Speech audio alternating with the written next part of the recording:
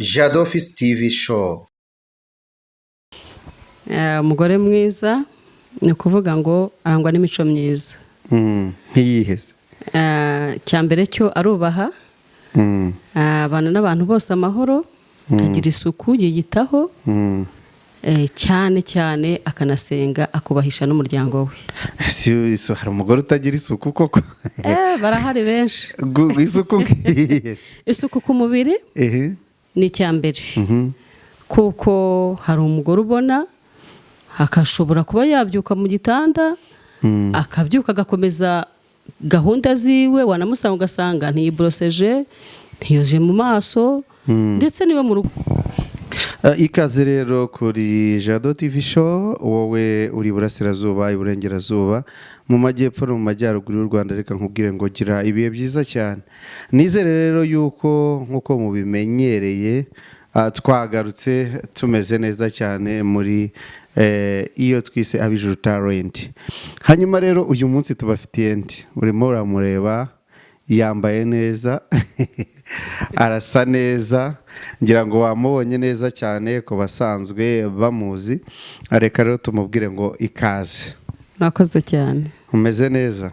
Ndashima Imana. Urashima Imana. Hanyuma rero wenda muri make ndabona usa neza, wambaye neza. Hanyuma misengera amatsiko yo kukubaza ikibazo. Iyo abantu bavuze ngo umugore mwiza, baba bavuze iki? Mbere yuko wenda wibwira abadukurikiye. Umugore mwiza ni ukuvuga ngo arangwa n'imico myiza. Nk'iyiheze. Cyambere cyo arubaha. Abana n'abantu bose amahoro, agira isuku, yiyitaho. Cyane cyane akanasenga, akubahisha n'umuryango we. Iso hari umugore utagira isuku koko. Barahari benshi. Isuku nk'iyiheze. Isuku ku mubiri ni cyambere.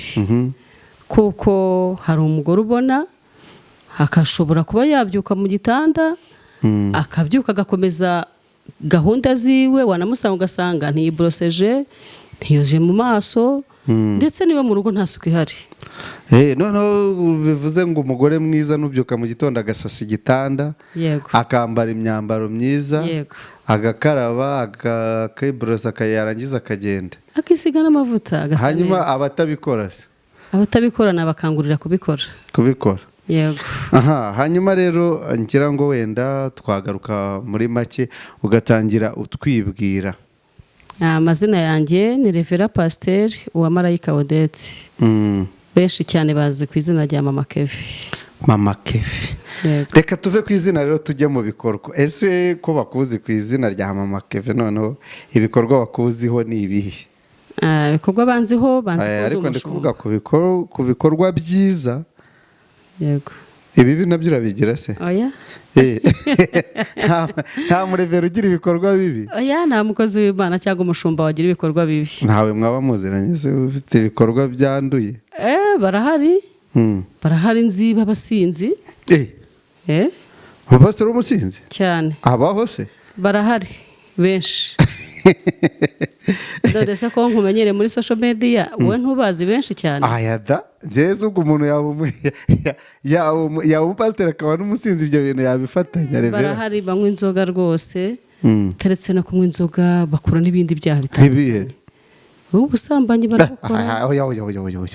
Ubuze hari umupasiteri wigeze agutereta byibura, cyangwa ubone muravuga ati tubirangize? Ibyo tubigira ibanga n'ubuzima bwanjye.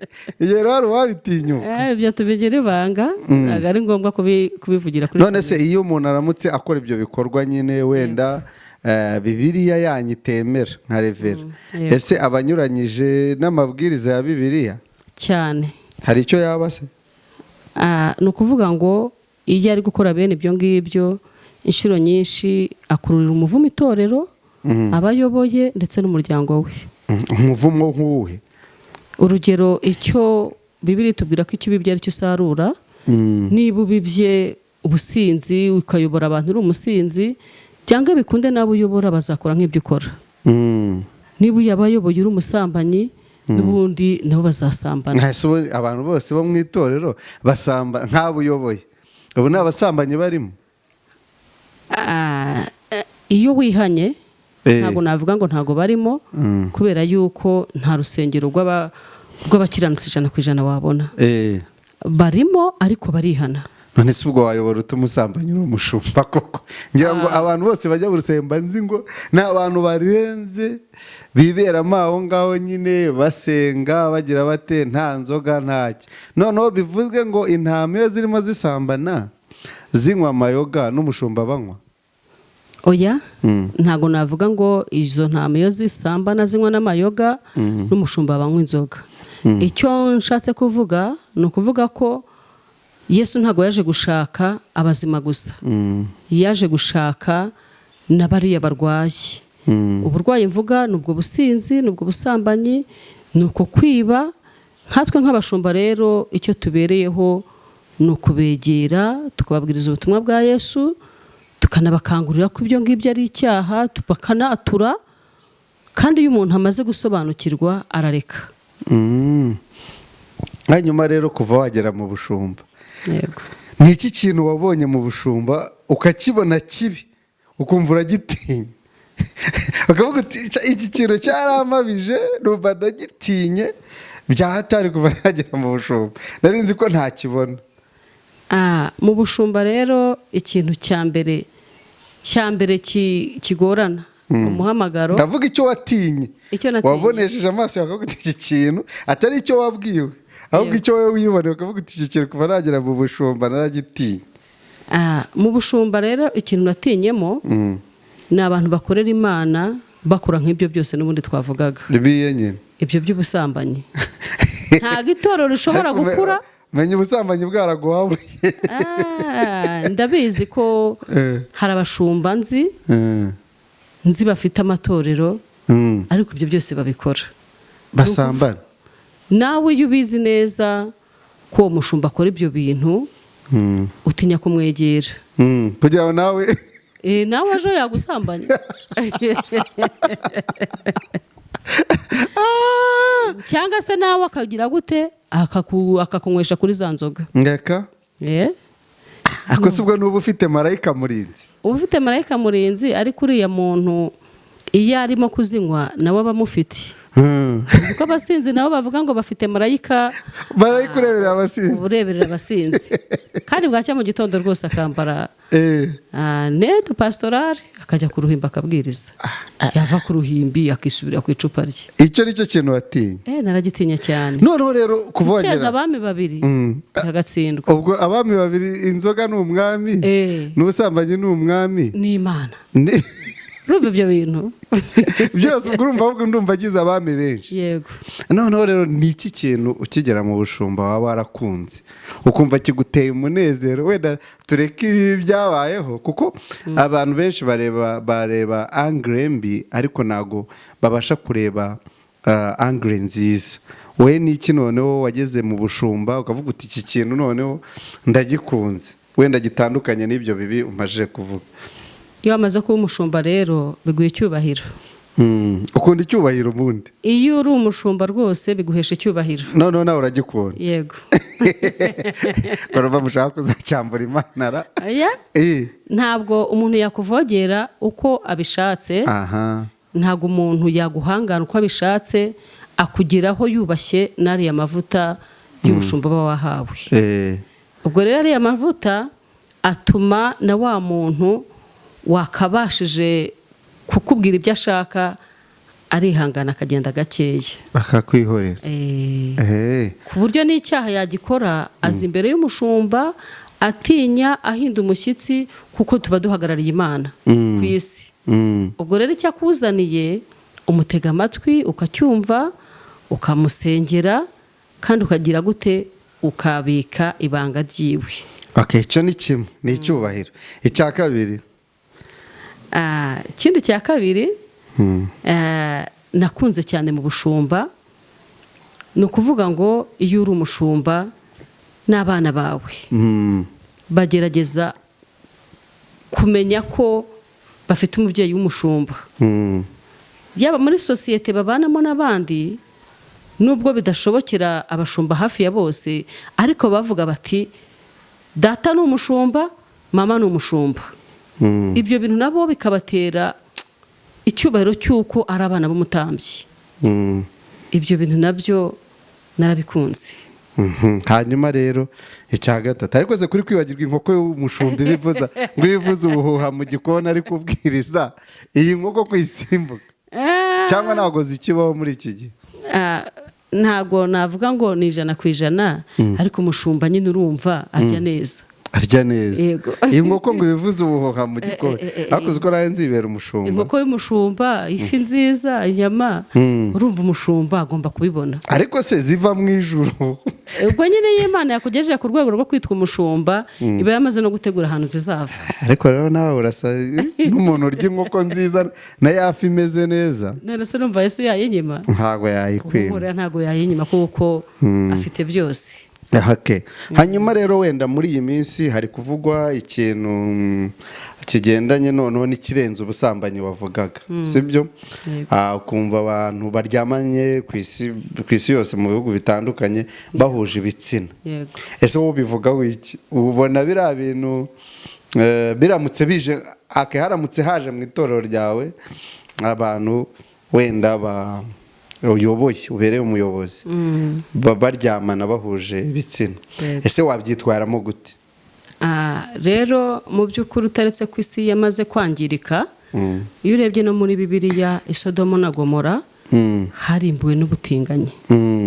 Ntago ngewe nabishyigikira mu itorero ryanjye. Ujya baramutse baje gukizwa akavuga ngo reka wenda nkomeze mbikore gahoro, sibyo? Wenda nzakizwa. Aje gukizwa namwakira. Iyo umuntu aje gukizwa rwose uramwakira, ukamuganiriza, ukamuha umwanya, ukamusobanurira, ukamubwira ko ibyo bintu ari bibi.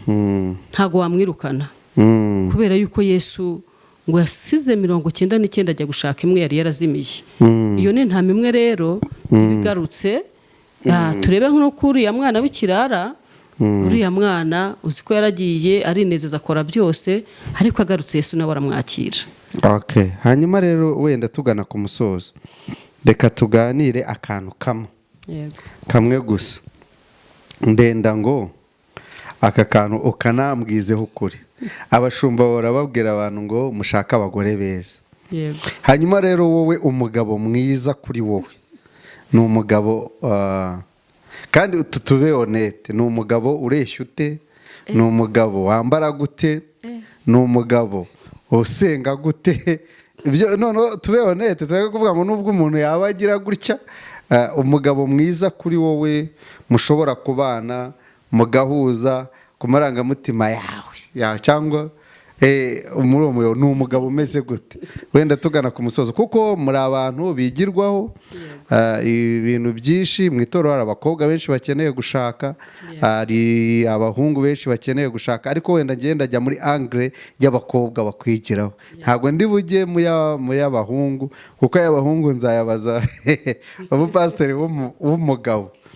Cyane kuri revera pasiteri burya aba ari umuntu ukomeye, umuntu uyobora abandi bashumba. Yego, urakoze cyane. Icyo kibazo kiragoye, ariko reka ngusubize. Rero kuvuga ngo nkanjye nk'umushumba nakwemera umugabo umeze ute? Umugabo wese wubaha Imana, uyitinya, akayubaha pe, uko yaba ari kose, namwemera. Uko yaba ari kose nuvuze gutya? Ni ukuvuga ngo hakubwa mushu ntimunajya munatubeshya. Kubaha Imana byonyine. Kubaha Imana ukanayitinya bizana byose se? Yego. Kubaha Imana no kwitinya bizana, utagiye gukora bizana amafaranga, utagiye oya. None se genda shaka ujya detaye. Kubaha Imana utagiye kuzana amafaranga ntabwo ibyo byonyine byaguha amafaranga. Ni ukuvuga ngo umugabo ukora, uzi gushakisha ibice ibyatunga umuryango we, kugira ngo ejo batavuga bati dore wa mushumba byacanze. Uwo mugabo agashaka amafaranga, akaba nasenga akijijwe, yubaha Imana. Nta kuvuga ngo uko yambara indeshyo, oya, ibyo ngibyo nta kibazo. Cyangombwa nuko yaba azi gushakisha, agahirimbanira umuryango we, akaba azi neza yuko abana be batazasabiriza ku muhanda, akaba azi neza yuko umugore we atazifuza ibyo kurya cyangwa ngo yifuze amavuta yabure. Uwo mugabo anasenga namwemera. wamwemera. Yego. Okay, uwo mugabo rwose ngira ngo abadukurikiye wenda muri commentaire barakomeza kutubwira, nawe uzatubwira muri commentaire umugabo wakemera uko yaba ameze sibyo, nimba atubeshye wowe uzatubwira umugabo wemera uko yaba ameze. Wenda dusoreje kuri iki, ese ni ikihe kintu noneho wabwira abantu kikuri ku mutima muri iyi minsi ushobora kubwira abadukurikiye? Abantu badukurikiye, ikintu nabashishikariza ni ugusenga cyane, kuko turi mu minsi ikomeye. Iyi minsi turimo ni iminsi yo kwegera Imana. Murabona icyorezo cyarateye, muribuka neza na covid yabayeho, ariko gusenga no kwirinda nibyo byaranze abanyarwanda cyane cyane. Abantu bariho muri biriya bihe twarasenze, tugira urukundo, turafashanya, ariko twubahiriza n'amabwiriza leta yadusabaga. Rero muri iyi minsi ya none n'ubundi nicyo nabakangurira, uko twabayeho muri biriya bihe, dusenge, twirinde, turusheho kubaha Imana, ibindi byose Imana izabiduha. Okay, reka rero tugushimire, nizere yuko nitwongera kugutumira kuri Jado TV show, nizere ko uzaba uhabaye. Urakoze cyane. Imana iguhe umugisha. Amen. Nawe urakoze, Imana iguhe. Jado TV show.